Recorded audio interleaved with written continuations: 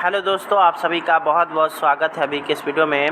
अभी के इस वीडियो में हम लोग बात कर रहे हैं कक्षा 6 गणित की। जैसा कि आप सभी को पता ही है कि अभी कक्षा 1 से 4 और 6 से 7 के जितने भी बच्चे हैं उन सभी का वार्षिक मूल्यांकन चल रहा है। तो उसी के क्रम में मैं आप लोगों के लिए कक्षा 6 गणित का ओरिजिनल पेपर लेकर के आ चुका हूं, जो कि आप लोग का एग्ज़ामिनेशन 29 मार्च के दिन होने वाला है, उसका यह पेपर है। तो यह अगर बात करिएगा तो यह 100% ओरिजिनल पेपर है और यहीं से आप लोग का सारा क्वेश्चन रहने वाला है। तो आप लोग इस वीडियो को अंत तक ज़रूर देखिए और आप लोग को अगर यह वीडियो पसंद आए तो इस वीडियो को ज़रूर एक लाइक कर देंगे और साथ ही साथ अगर आप लोग चैनल पे नए होंगे तो इस चैनल को सब्सक्राइब कर लेंगे, ताकि आप लोग को आने वाले समय में भी इसी तरह का क्वेश्चन आंसर लगातार मिलता हुआ रहे और आप लोग अगले क्लास में प्रमोट होते हुए रहे बिना किसी रुकावट के। तो चलिए हम लोग बिना आप लोग का टाइम वेस्ट किए हुए क्वेश्चन की ओर चलें और आप लोग को दिखाते हैं ओरिजिनल क्वेश्चन पेपर, जो कि आप लोग के एग्ज़ामिनेशन में रहने वाला है। जब आप लोग एग्ज़ाम देने जाइएगा तो इस तरह का आप लोग को क्वेश्चन पेपर देखने को मिलेगा, जिसमें आप लोग को वार्षिक मूल्यांकन 2024 कक्षा 6 और उसके बाद विषय आप लोग का गणित, समय 2 घंटे और पूर्णांक 50 यहाँ पे लिखा हुआ मिलेगा। कुछ चीज़ें आप लोग को वहाँ पे भरने पड़ेगी, जैसे कि आप लोग को अपना नाम, यहाँ पे छात्र छात्रा का नाम हो गया, उसके बाद वर्ग क्रमांक यानी कि आपका जो रोल नंबर है वो आप लोग को यहाँ पे भरना होगा, विद्यालय का नाम यानी कि आपको अपने स्कूल का नाम यहाँ पे भरना है, प्रखंड का नाम यानी कि आपको यहाँ पे अपने ब्लॉक का नाम भर देना है, संकुल का नाम यहाँ पे भराएगा और जिला का नाम आप लोग को यहाँ पे भर लेना है। कुछ चीज़ें आप लोग को खाली छोड़ देना है, जैसे कि वीक्षक का हस्ताक्षर, मूल्यांकनकर्ता का हस्ताक्षर और प्राप्तांक, ये तीनों चीज़ें आप लोग का खाली रहेगा। इसमें आप लोग को कोई भी चीज़ यहाँ पे नहीं भरना है। आगे अब हम लोग बढ़ेंगे तो यहाँ पे आप लोग का पहला सवाल आता है। अब यहाँ से आप लोग का सवाल शुरू है। वीडियो पसंद आ रहा हो तो एक बार इसको लाइक ज़रूर कर देंगे। यहाँ पे पहला सवाल है कि सही विकल्प पर सही का चिन्ह लगाइए। पहला क्वेश्चन है कि सबसे छोटी भाज्य संख्या क्या होगी। ऑप्शन ज़रा देख लेते हैं। तो यहाँ पे 2 है, 4 है, 6 है और 8 है। तो यहाँ पे आप लोग को बताना है कि इसमें सबसे छोटी भाज्य संख्या क्या है। तो सबसे छोटी अगर भाज्य संख्या की अगर बात करेगा, जो लोग 2 कहेंगे वो सरासर गलत हो जाएगा, क्योंकि अगर 2 की अगर बात करिएगा तो 2 अभाज्य संख्या है, क्योंकि 2 में सिर्फ 2 या 1 से भाग लगेगा तो इसलिए अभाज्य हो जाएगा। तो सबसे छोटी आप लोग का 4 हो जाएगा। 6 भी भाज्य है, 8 भी भाज्य है, लेकिन इन तीनों में सबसे छोटी की अगर बात करिएगा तो 4 है, तो इसलिए इसका ऑप्शन नंबर ख बिल्कुल सही हो जाएगा। अगला सवाल आता है कि 70 डिग्री का संपूरक कोण क्या होगा। तो यहाँ पे याद रखिएगा, कभी भी आप लोग से संपूरक कोण पूछे तो संपूरक कोण जो भी आप लोग को दिया हुआ है वो दोनों को जोड़ करके 180 डिग्री आएगा। तो 70 में कितना जोड़िएगा तो 180 पूरा हो जाएगा, तो 110, यानी कि ऑप्शन नंबर ग बिल्कुल राइट हो जाएगा। अगला सवाल है यहाँ पर 78 का रोमन पद्धति में यहाँ पे आप लोग को लिखना है। तो 50 के लिए आप लोग देख सकते हैं L होता है और 70 है तो डबल X, यानी कि 70 हो गया।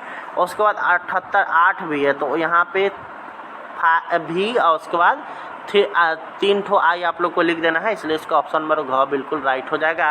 अगले यहाँ पर आता है कि 4 तथा 6 का मौसा क्या होगा। 4 और 6 का आप लोग को HCF पूछ रहा है। तो 4 और 6 का अगर आप लोग HCF निकालिएगा तो आप लोग का जो HCF आएगा वो आएगा 2, यानी कि ऑप्शन नंबर क बिल्कुल आप लोग का सही हो जाएगा। आगे अब हम लोग बढ़ेंगे तो यहाँ पर आप लोग देख सकते हैं स्तंभ अ के साथ स्तंभ ब का सही मिलान करना है। तो यहाँ पर आप लोग देख सकते हैं स्तंभ अ में पहला नंबर में दिया गया है, ये आप लोग जो ये देख रहे हैं ये 4 लकीर का मतलब हो गया 4, लेकिन अगर इस तरह से अगर इसको काट दिया जाए तो इसका वैल्यू होता है 5 और 5 से ज़्यादा यहाँ पे इसमें होता नहीं टैली मार्क्स में।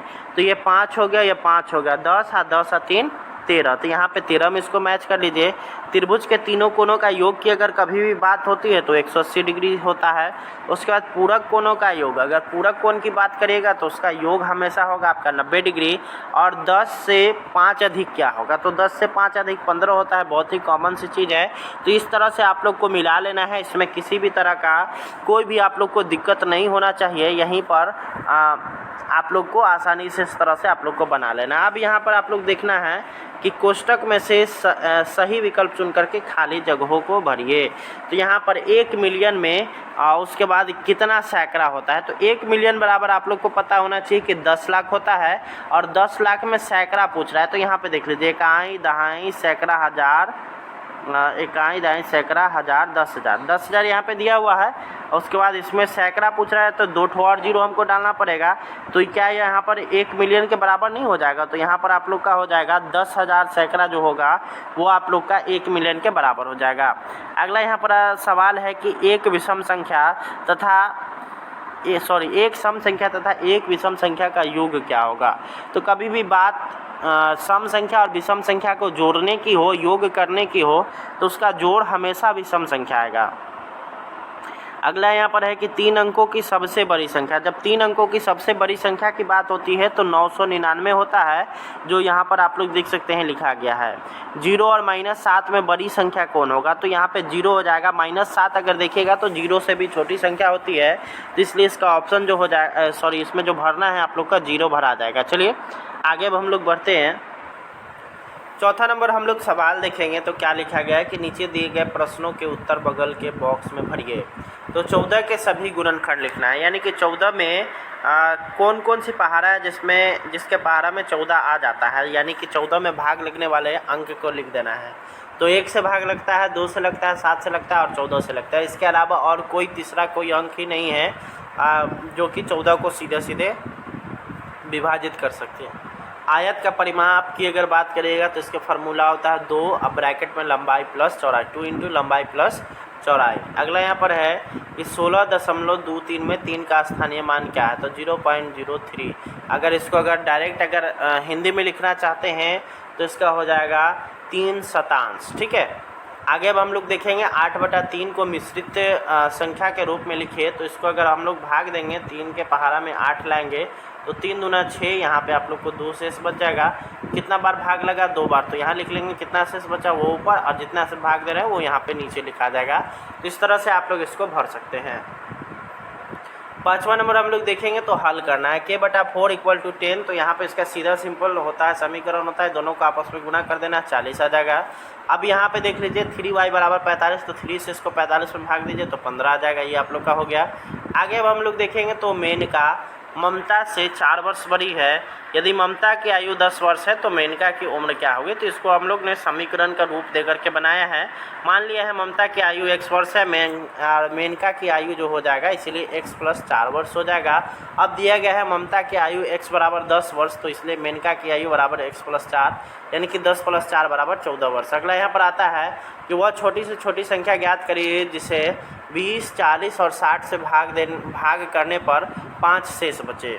तो यहाँ पर इसको जब भी इस तरह का सवाल रहे कि कितना शेष बचे, ये सबसे छोटी से छोटी यानी कि एलसीएम निकाल लेना है। तो 20, 40 और 60 का एलसीएम निकालिएगा तो 120 आएगा, और 120 में 5 जोड़ दीजिए भाई तो 125 आ जाएगा। इसका राइट आंसर वही हो जाएगा। अगला है कि किसी वर्ग की एक भुजा 16 सेंटीमीटर है, इसका परिमाप क्या होगा। तो वर्ग की भुजा 16 सेंटीमीटर, वर्ग का परिमाप होता है 4 गुने भुजा, तो 4 गुने 16 यानी कि 64 सेंटीमीटर। इसका बिल्कुल राइट हो जाएगा। अगला यहाँ पर सवाल आता है कि रोहित ने 4 ओवर में 44 रन बनाए और विराट ने 5 ओवर में 40 रन बनाए। तो 1 ओवर में किसने अधिक रन बनाए, तो रोहित का 1 ओवर में 11 रन आएगा, विराट का अगर देखिएगा तो 8 रन आएगा। तो रोहित ने 3 रन अधिक रन यानी कि 3 रन अधिक बनाए। ठीक है, 3 रन यहाँ पे अगर देखिएगा तो 1 ओवर की अगर बात करें तो विराट कोहली ने 8 और विराट ने 8, तो रोहित ने क्या किया था 11। तो टोटल में अगर देखिएगा तो 3 रन अधिक बनाए हैं। अगला हम लोग 10वां नंबर देखेंगे। 5 सेंटीमीटर त्रिज्या वाले एक वृत्त की रचना कीजिए। तो 5 सेंटीमीटर त्रिज्या वाले वृत्त की रचना इस तरह से किया गया है, आप लोग को इसी तरह से कर लेना है। तो उम्मीद करते हैं कि वीडियो पसंद आया होगा। आप लोग से मिलेंगे नेक्स्ट वीडियो में। धन्यवाद, थैंक्स फॉर वॉचिंग।